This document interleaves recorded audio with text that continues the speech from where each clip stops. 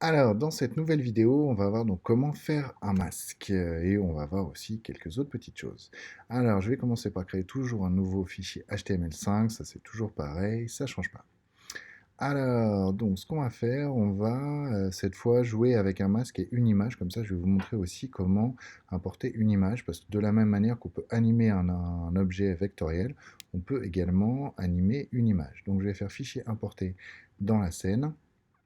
Puis je vais aller chercher dans mon disque dur une image. Voilà, je vais prendre un fichier comme ça avec un hamburger. Très bien. L'image elle est un petit peu grande, je vais la redimensionner. Ce qu'on peut faire également, c'est qu'on peut la redimensionner au préalable avec Photoshop. C'est mieux comme ça va permettre de mieux l'optimiser. Moi j'aime bien faire comme ça de manière classique. Voilà, impeccable. Donc mon image, hop, je la redimensionne.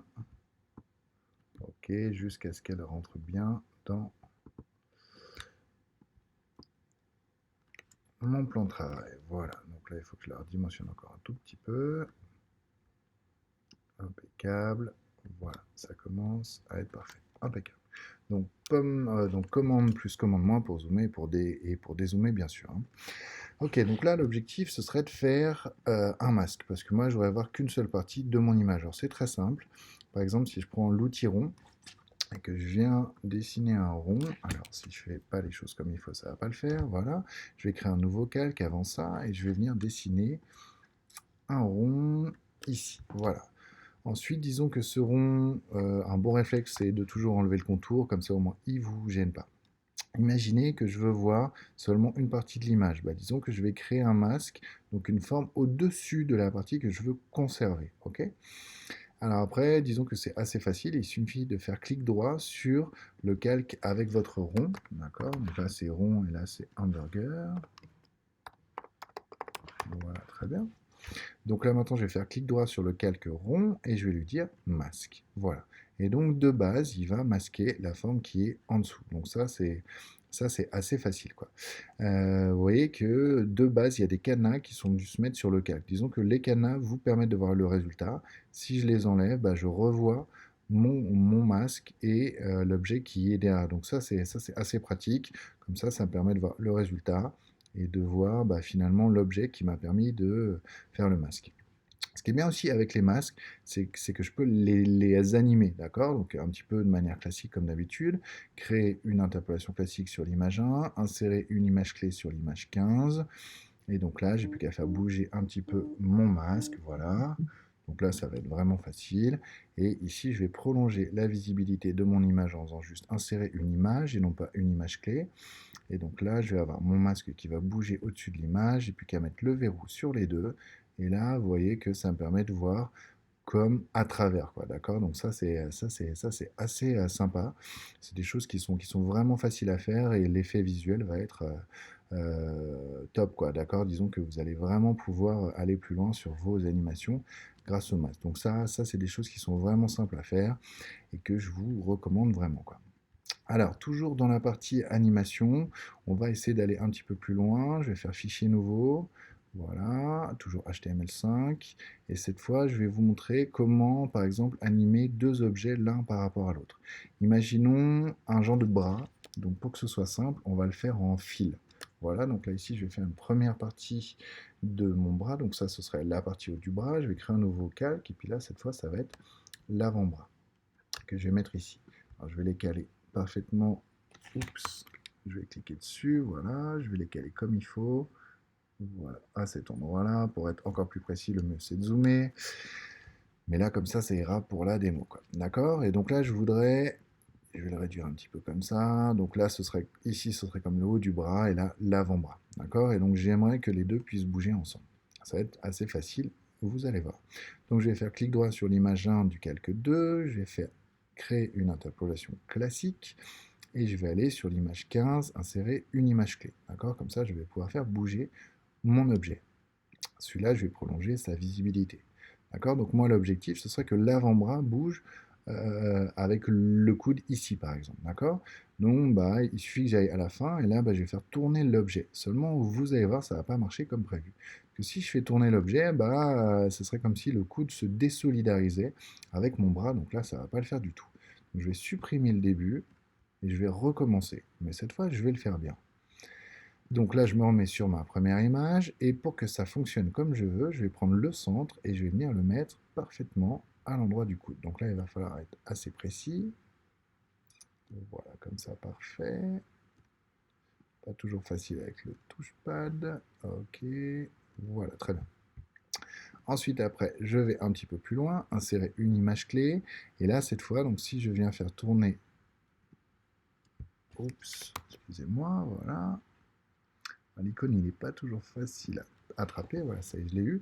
Et donc là, si je viens faire tourner l'avant-bras, et ben cette fois, il va tourner par rapport à mon centre qui est cette fois complètement à gauche. Donc là, j'aurai bien l'effet coudé. Donc ça c'est vraiment sympa et c'est quelque chose que vous allez pouvoir faire facilement. Comme ça, après, bah, plus tard, je vais pouvoir faire bouger le haut du bras, etc. Donc comme ça, vous aurez comme une animation en cascade qui va être bien meilleure, d'accord? Donc ça c'est facile à faire. Il faut juste bien sûr se souvenir que tout fonctionne en amont. Ça veut dire que bah, j'ai commencé par déplacer le centre sur la première image avant d'insérer mon image clé un petit peu plus tard, quoi. D'accord? Alors, on va aller un petit peu plus loin dans la partie animation. Je vais refaire commande N, toujours HTML5. Voilà, c'est parti. Et on va voir les autres types d'animation. Donc, imaginez, vous avez un rectangle, comme ça. Voilà, je vais enlever le contour pour que ce soit plus facile. Et puis, plus tard dans le temps, vous aimeriez que ce rectangle devienne un rond pour qu'il y ait un petit peu comme du morphing. Et ben avec Animate, c'est possible. C'est quelque chose qui marche de manière assez moyenne quand même. Donc ça marche avec des formes très simples, et dès que la forme est plus complexe, ça marche moins bien, mais ça va quand même permettre de faire quelques petits effets visuels un peu sympas. Alors comment ça marche? Regardez bien, je vais faire clic droit, et au lieu de prendre créer une interpolation classique, comme on a fait depuis le début, je vais choisir cette fois une interpolation de forme. Et je vais insérer une image clé vide à la fin. Pourquoi vide? Parce que je voudrais faire un autre dessin à la fin. Alors, vous voyez qu'il est vert celui-là. Disons que créer une interpolation classique, c'était violet. Quand il n'y a pas d'animation du tout, c'est gris. Et quand c'est une interpolation de forme, c'est vert. Donc ça, c'est assez pratique parce que Animate nous permet bah, finalement d'avoir ce côté visuel et donc de mieux nous repérer. Donc, puisque j'ai créé une interpolation vide, cette fois, pardon, une image clé vide cette fois, je vais créer une nouvelle forme. Cette fois, je vais faire un rond. Je vais le mettre ailleurs, je vais enlever le contour et je vais le mettre en vert, avec carrément une autre couleur. Voilà. Et donc, si je reviens, vous voyez que c'est assez cool parce qu'il y a mon rectangle rouge qui va se transformer en rond vert. Et c'est pas trop mal fait. Voilà, donc ça c'est assez cool. La limite, elle arrive très vite. Par exemple, si je prends un trait et que je viens mettre un trait sur mon rond, bah, disons que Animate est complètement perdu entre les deux. D'accord? Donc il me fait un petit peu n'importe quoi entre les deux. Si vous êtes débutant sur Animate, vous risquez de trouver ça joli, mais ça le fait pas, quoi, d'accord? Disons que tous ceux qui connaissent Animate savent que c'est un bug, donc franchement, faites pas ça parce que c'est pas très intéressant, d'accord? Donc il faut vraiment jouer sur les interpolations de formes avec que des formes hyper basiques, quoi. Alors qu'est-ce qu'on peut faire comme anime sympa avec interpolation de forme? Bah, je vous ai montré le rectangle vers le rond. Ce qu'on peut faire aussi, qui peut être pas mal, c'est ça. C'est par exemple, je prends un trait. Et donc, je voudrais que mon trait grandisse. Donc, insérer une image clé. Donc là, je remets le même trait, mais juste, je vais le prolonger. Et comme ça, bah, disons que j'ai bien mon trait qui va grandir. Donc ça peut être assez cool pour faire une petite anime. Par exemple, si vous avez envie de dessiner des objets, voilà. Donc, à nouveau, ça évite c'est à limite, quoi, d'accord? Donc, parfois, il va falloir jouer avec des masques pour faire apparaître les objets au fur et à mesure, ou parfois avec interpolation de forme, mais c'est pas toujours, enfin, ça marche pas toujours bien, quoi, d'accord? Alors, si je supprime ce trait, je vais refaire un nouveau document pour que ce soit plus facile, voilà. Alors, toujours sur les interpolations de forme, ce que je peux faire, moi j'aime bien faire ça de temps en temps. Imaginez, vous avez un fond coloré et vous avez envie qu'il vous serve un petit peu comme une transition. Voilà, donc je vais supprimer le contour, toujours comme d'habitude. Clic droit, créer une interpolation de forme. Je vais aller un petit peu plus tard dans le temps. Voilà. Et donc là, je voudrais qu'ils viennent comme se ranger. D'accord, vous voyez, donc ça va être assez cool. Parce que là, je peux aller assez loin. Voilà, comme ça. Et donc, je peux avoir mon objet qui va venir se ranger comme ça. Donc ça peut être assez cool comme effet de transition. Voilà, c'est des petites choses qui marchent bien, mais qui sont plutôt sympas. Voilà donc pour toute la partie interpolation de forme et pour la partie masque. On se retrouve dans une prochaine vidéo dans laquelle on va aller plus loin, toujours sur la partie animation, et on va commencer à avoir tout ce qui est symbole et tout ce qui est interaction également. Voilà, merci.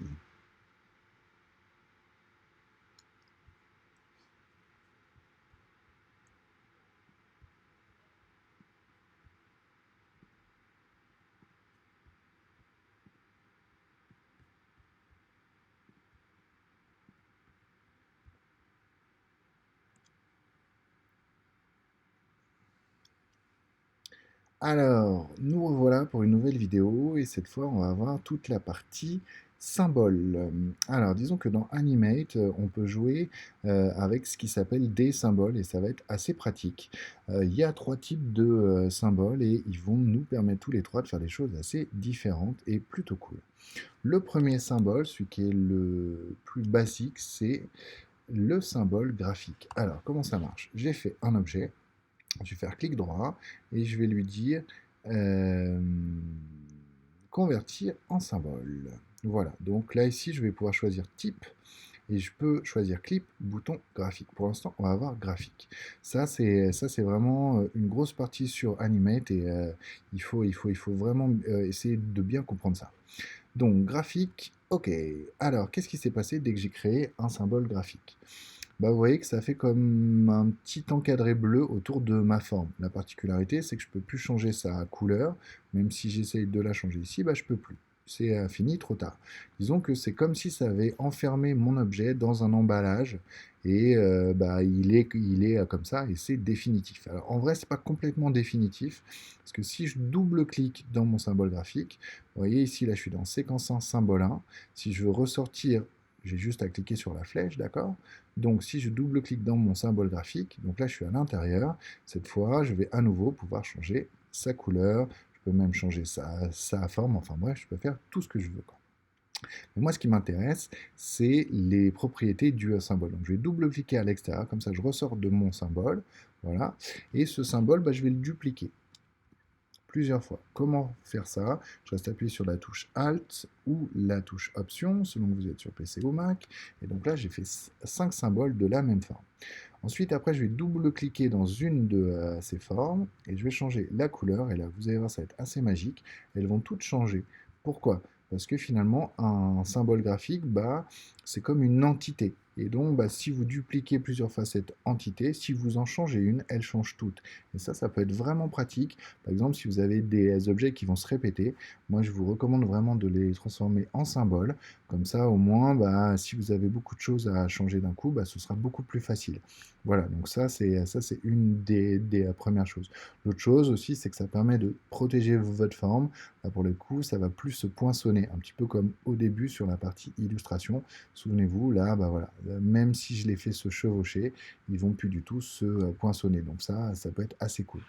Par défaut, si je fais pomme N, que je dessine une balle, un petit peu comme on a fait sur les basiques de l'animation, que je fais créer une interpolation classique, vous en êtes pas rendu compte finalement, mais votre balle, rien que le fait de lui dire créer une interpolation classique, et ben ça l'a transformé en symbole déjà.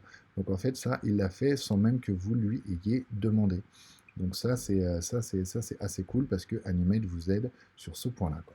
Alors si je reviens sur le fichier précédent, la problématique parfois c'est comment je fais pour que un de ces symboles bah, finalement n'ait plus les propriétés d'un autre symbole. D'accord? Je voudrais par exemple que celui-là, bah, je puisse faire carrément autre chose, quoi. Donc comment faire? Bah, j'ai deux choix. Premier choix, je peux faire clic droit et je peux lui dire dupliquer le symbole. Alors je trouve que la traduction française, elle est un petit peu déroutante parce que j'aurais tendance à penser que ça va copier-coller. Non, en fait, ça va pas copier-coller, ça va juste dissocier ce symbole-là des autres symboles. Ce qui veut dire que si je double-clique dans celui-là et que je change la couleur, ils vont tous changer de couleur, sauf celui que je viens de dupliquer. D'accord? Et donc, si je double-clique dans celui-là, bah, c'est uniquement celui-là qui va changer. Donc ça peut être assez pratique, surtout quand on commence à avoir un bon niveau pardon, avec Animate. Vraiment, les symboles, c'est quelque chose qu'on utilise beaucoup. Donc ça, c'était les symboles graphiques qui sont les plus basiques. La particularité des symboles graphiques, c'est qu'on ne peut pas les animer. D'accord? Disons que c'est un objet qui sera obligatoirement fixe. Alors, c'est aussi un petit peu déroutant parce que Animate, quand on double-clique dans le symbole, il a laissé la timeline. Donc, on pourrait penser qu'on va pouvoir faire de l'animation à l'intérieur. En fait, non. Je peux juste être à l'extérieur de mon symbole et je peux l'animer là, mais je ne peux pas l'animer à l'intérieur. Alors que vous allez voir qu'avec les deuxièmes symboles, les symboles clip, pardon, et bien ceux-là, je vais pouvoir les animer à l'intérieur. Et ça va être bien pratique, vous allez voir.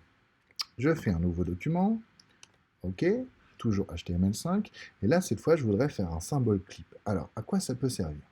Imaginez, vous avez envie de faire une voiture. D'accord? Une voiture, de manière basique, elle a des roues, et les roues, elles vont tourner. Ok? Mais ces roues, elles vont tourner de manière perpétuelle avec votre voiture qui avance. Ok? Donc faire une voiture qui avance d'un point A vers un point B, bah, pas de souci, mais faire une roue qui tourne tout le temps, tout le temps, tout le temps, ça risque d'être assez fastidieux si je dois faire à la main ici. Donc ça, le symbole clip va venir à ma rescousse sur ce point-là.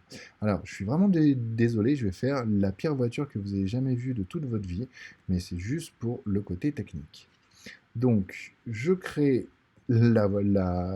enfin, le haut de la voiture, et donc maintenant, je vais faire des roues. Je vous avais prévenu, elle est moche.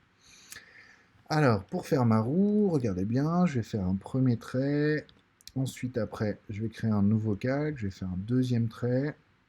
Bon, quoi que non, je vais même copier-coller le premier trait, comme ça, ce sera plus facile. Donc, pomme C sur mon premier, je vais sur l'autre calque, pomme V, ça l'a collé au-dessus, ensuite je prends l'outil faire tourner, et je vais venir, s'il veut bien, voilà, le faire tourner comme ça, parfait. Ensuite après, je vais encore créer un nouveau calque, et je vais créer un petit rond. Cette voiture va être vraiment horrible, d'accord? Si j'ai eu plus de temps, j'aurais dessiné quelque chose de parfait. Ensuite, après, je prends tous mes objets et je vais demander à les aligner de manière centrée. Donc, centré et centré. Voilà, parfait.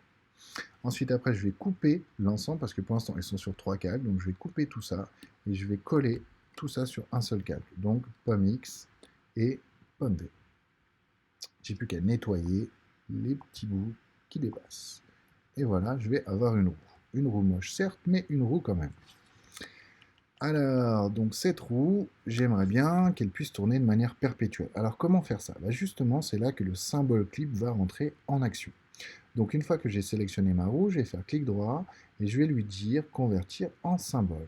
Et je vais lui dire cette fois non pas symbole graphique, souvenez-vous, symboles graphiques qui sont basiques, qui sont fixes, mais je peux lui dire symbole clip. D'accord? Si vous hésitez entre clip et graphique et vous avez besoin de faire de l'animation, si vous vous souvenez plus trop, choisissez quand même toujours plutôt clip. Ça ne va pas changer grand-chose et au moins vous serez plus tranquille. Donc symbole clip. Ok, parfait. Comme pour les symboles graphiques, ça l'a entouré avec un cadre bleu. Si je double-clique dedans, je suis entré à l'intérieur. Comment je peux voir que je suis à l'intérieur? Parce qu'il y a marqué séquence 1, symbole 1. Souvenez-vous, si je veux ressortir, je clique sur séquence 1, ou sinon, je double-clique dedans et je redouble-clique dehors pour ressortir. Voilà. Donc une fois que je suis dedans, donc là, il va falloir apprendre à se repérer ici aussi pour voir à quel endroit vous êtes précisément. Donc c'est le genre de petites choses qui peuvent rendre un petit peu complexe Animate parce qu'il faut savoir sur quel calque on est, il faut savoir où dans le temps on est, et puis il faut savoir si on est sur la scène ou si on est à l'intérieur d'un symbole. D'accord? Alors, une fois que je suis à l'intérieur de mon symbole clip, et ben, je vais tout simplement faire créer une interpolation classique. Je vais aller un petit peu plus tard dans le temps, par exemple sur l'image 2, insérer une image clé. Et là, cette fois, je vais prendre l'outil de transformation et je vais faire tourner en restant appuyé sur Shift pour faire tourner à 45 degrés. Voilà. Comme ça, au moins, j'aurai bien ma roue qui fait hop, hop. D'accord? Et puis, disons que l'avantage, c'est que, comme je l'ai fait tourner à 45 degrés, bah, la prochaine étape, ce sera la même que la première. Disons que j'aurai bien cet effet de rotation, puisque bah, ce sera toujours soit droit, soit à 45. Voilà, comme ça. Je vais retourner sur ma séquence, et donc là, bah, vous voyez que j'ai qu'une seule image. D'accord. Donc là, si je ne fais pas montrer pour voir le résultat, normalement, ça ne devrait pas bouger. Mais c'est ça qui est fort avec Animate, c'est que Animate a compris que là, il y a un symbole clip, qu'il faut qu'il rentre à l'intérieur, et là, il va jouer de manière perpétuelle ça. D'accord. Tout le temps, tout le temps, tout le temps. D'accord. Ce qui veut dire que si je ne fais pas montrer, regardez bien, bah, ma roue, elle tourne tout le temps. Et ça, c'est quand même assez cool. Voilà. Ce qui veut dire que pour la suite, eh ben, j'ai plus qu'à prendre ma roue, puisque c'est un symbole, bah, je peux la dupliquer autant de fois que je veux, et puis elle aura les mêmes propriétés que la version précédente. Donc je vais la mettre sur l'autre côté, et donc là si je ne fais pas montrer, eh ben, pas de problème, les deux roues tournent. Okay. Ce qui veut dire que maintenant je vais pouvoir prendre l'ensemble, donc là je suis à l'extérieur, et donc là je peux prendre tout ça, je peux couper tout ça, coller tout ça sur un même calque. Voilà, celui-là, il ne me sert plus à rien. Donc là, j'ai un seul objet sur un seul calque. Souvenez-vous que une animation égale un calque. Et puis là, bah, je peux lui dire créer une interpolation classique, insérer une image clé. Voilà. Et donc, bah, je vais mettre ma voiture, enfin, ce qui, ce qui, ce qui pourrait être apparenté à une voiture tellement elle est moche. Voilà, je vais la mettre au point A et au point B. Voilà, comme ça, elle va donc bien passer comme ça. Alors là, comment ça se fait que vous ne voyez pas le résultat de l'animation? Disons que ça prendrait trop de mémoire pour animer à toujours animer ce qu'il y a dans le clip, ce qui fait que vous le verrez seulement quand vous ferez commande entrée pour voir le résultat en ligne. Et donc là, j'ai bien ma voiture avec mes roues qui tournent. Donc voilà à quoi peuvent servir les clips. Et ça, franchement, c'est bien pratique. Alors, dans la prochaine vidéo, je vais vous montrer un autre exemple avec les clips, parce que c'est vraiment quelque chose qu'on utilise beaucoup, beaucoup. Donc voilà, donc on se donne rendez-vous dans la prochaine vidéo avec un autre exemple de clip. Merci.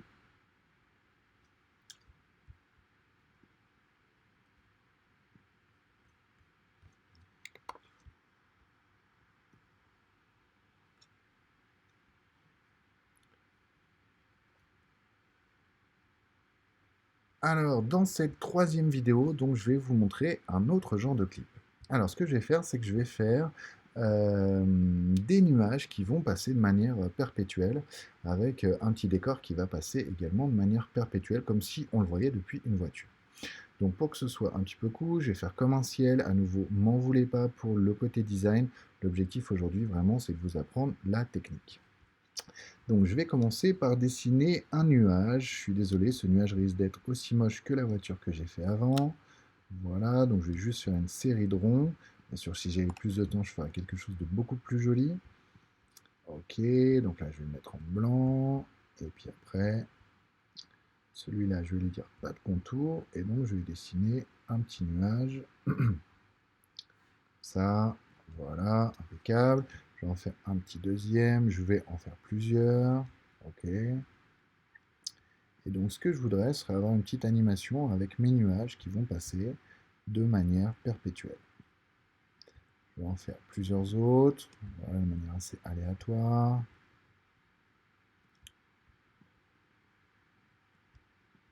Ok, très bien.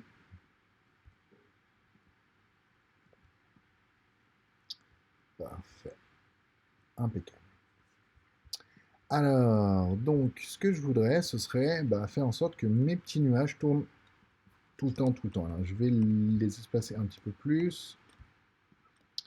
Voilà. Ok. Là, ça devrait être pas mal. Donc, ce que je vais faire, c'est que je vais tous les prendre, tous d'un coup. Voilà, donc pour faire ça, j'ai deux choix. Soit je prends les six d'un coup, soit je viens cliquer sur le petit point noir de mon image 1. Voilà, ça revient au même. Ensuite, après, je vais faire clic droit et je vais dire convertir en symbole et je vais à nouveau choisir clip. Parfait. Ensuite, après, j'ai plus qu'à rentrer dans mon clip. Ok. Et le clip, disons qu'il faut vraiment imaginer qu'il a son animation à lui. Alors moi, ce que je voudrais, ce serait avoir une animation assez lente pour pas que les nuages passent trop vite. Donc, je vais commencer par dire créer une interpolation classique et je vais aller sur 6 secondes plus tard et je vais insérer une image clé. Voilà, donc 6 secondes plus tard, je voudrais que les nuages tournent en boucle, d'accord? Donc disons que de base, si je fais ça sans trop réfléchir, eh ben, je vais mettre à la fin de mon animation. Alors, très mauvaise idée, pourquoi? Parce que si je ne fais pas montrer, bah d'accord, j'aurai l'animation qui va jouer comme il faut, mais vous allez voir, il va y avoir presque comme un énorme bug à la fin, puisque bah, ça va pas recommencer au début, ça va venir sauter. Regardez bien, ça va être maintenant, voilà, donc ça va pas du tout. On va voir comment essayer de faire ça bien.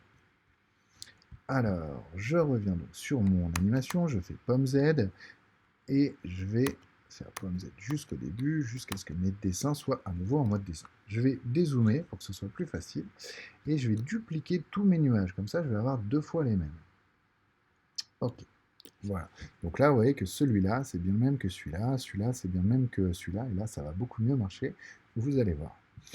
Donc, je vais faire clic droit, créer une interpolation classique, et je vais toujours me mettre sur 6 secondes, je crois que j'avais dit ça, et je vais faire insérer une image clé.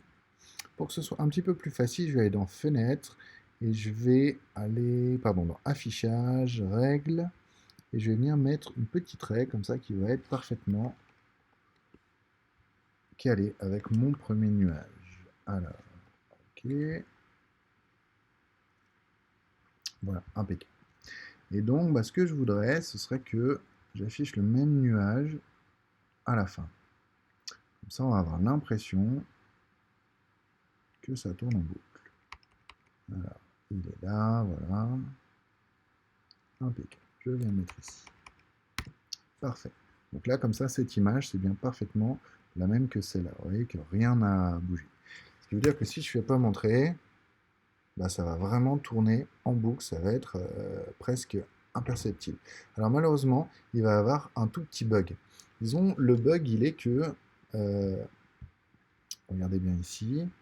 Disons qu'à chaque image clé, bah, les nuages bougent un tout petit peu. Vous voyez qu'ils ne bougent pas beaucoup, mais quand même un tout petit peu. Et disons que Animate, il va créer une boucle. Ça veut dire que quand il va arriver à la fin, ici, il va revenir au début. Et malheureusement, bah, mon image de fin, c'est donc exactement la même que la première image. Ce qui veut dire qu'il va y avoir comme un temps d'arrêt, puisqu'on aura 2 fois la même image, alors que normalement, entre une image et une autre, ça va bouger un tout petit peu. Alors, ça va être quasiment imperceptible, mais moi, j'aime bien faire les choses proprement, donc on va essayer de régler ça, quoi. Donc comment faire? Bah, ça va être très simple. Je vais ajouter une image clé juste avant la dernière image, d'accord? Et puis bah, cette dernière image, puisqu'on va la revoir ici sur la une, eh ben, je vais tout simplement la supprimer. Voilà, merci d'être venu, impeccable. Comme ça, bah, là je suis à l'avant-dernière image, et là je reviens ici, boum, je suis à celle d'après, d'accord? Et là, mon animation, elle va vraiment être parfaite. D'accord? Donc ça c'est assez simple à faire. Donc après, vous n'avez plus qu'à jouer sur le temps. Si ça va trop vite, eh ben, vous n'avez plus qu'à ralentir, mettre plus de 6 secondes et inversement. D'accord? Alors après, ce qui peut être rigolo avec cette technique, c'est que vous pouvez aller plus loin. Par exemple, bah, je pourrais mettre comme des montagnes qui vont venir passer devant mes nuages. Donc toujours pareil, je commence par me repérer sur mon animation. Donc là, il faudrait que je clique sur séquence 1 pour revenir sur la base. Donc là, vous voyez que j'ai qu'une seule image clé parce que toute l'animation, elle se passe à l'intérieur de mon clip qui va jouer en boucle. Donc là, bah, je vais faire une montagne. Approchez-vous, elle va pas être belle non plus. Vraiment, l'objectif, c'est de gagner du temps. Voilà, une petite montagne, comme ça, très bien. Parfait. Je vais venir la remplir. On va la mettre avec un vert là. Oups, excusez-moi. Voilà. À nouveau, on n'est pas à la recherche de la beauté. Hop. Donc ma montagne, je vais la mettre sur un autre calque pour travailler au propre. Ok, je vais faire pomme C, pomme V. Je vais en mettre une autre plus petite. Ok. Voilà, comme s'il y avait plusieurs montagnes. Ok, et puis un petit peu comme mes nuages, je vais essayer d'en mettre plusieurs. Donc là, je vais aller très vite, hein. D'accord, vous m'en voulez pas. Ok, je vais aller encore plus loin. Je vais en mettre une autre un peu plus grande, etc. Bon, je ne vais pas en faire 10 000, hein. Ok, parfait. Très bien. Alors, une fois que j'ai fait ça, je vais donc sélectionner toutes mes montagnes. Je vais faire donc clic droit, convertir en symbole. toujours pareil, symbole, je vais choisir clip. OK. Ensuite, après, je rentre dans mes symboles. Ce coup-là, je ne vais pas me faire avoir. Je vais dézoomer, je vais tout de suite dupliquer les deux montagnes. Voilà, je vais zoomer dessus. Je vais venir caler de manière un petit peu plus pratique la première montagne pour mieux me repérer. Donc là, je vais m'appuyer sur l'angle. Vous voyez là ici, disons que j'ai fait en sorte que la montagne, elle vienne précisément à l'angle. Ce sera beaucoup plus facile à caler, quoi. Et cette fois, je vais aller sur quelque chose de beaucoup plus lent, puisque les montagnes sont plus éloignées. Donc je vais créer une interpolation classique sur la première image. Et je vais aller 26 secondes plus tard, insérer une image clé. Voilà. Et donc là, cette fois, je vais donc repérer, j'en ai combien? C'est celle-là qu'il va falloir que je vienne caler. Voilà, parfait. Je vais zoomer pour faire ça proprement. Voilà, impeccable. D'accord, donc là j'aurai le même bug que tout à l'heure, donc je vais insérer une image clé juste avant et je vais supprimer celle-là. Voilà, parfait. Donc là j'ai donc deux clips qui vont cohabiter. Voilà, j'ai le clip avec les montagnes, j'ai le clip avec les nuages. Vous voyez que les deux, ils sont sur des images différentes sur ma scène, et donc quand je rentre dans les nuages, je vois que mes nuages, et quand je rentre dans mes montagnes, j'ai que mes montagnes, d'accord? Donc ça, vraiment, faites-le, essayez de vous entraîner, c'est vraiment super important parce qu'on va vraiment beaucoup utiliser les clips avec Animate. Je ne fais pas montrer, et là, vous voyez, on a donc bien ces différences de rythme, puisque les montagnes, elles sont beaucoup plus lentes, et les nuages sont beaucoup plus rapides, d'accord? Donc là, vous allez vraiment pouvoir vous amuser, peut-être même avec une route, avec des voitures, enfin vraiment essayer d'aller loin sur ça, parce que ce sera un super bon entraînement avec Animate. Voilà pour cette vidéo. Dans la prochaine vidéo, on verra tout ce qui est boutons et on va commencer à faire un petit peu de code basique. Vous allez voir que grâce au code, on va pouvoir créer pas mal d'interactivité et c'est ça qui est assez sympa. Merci.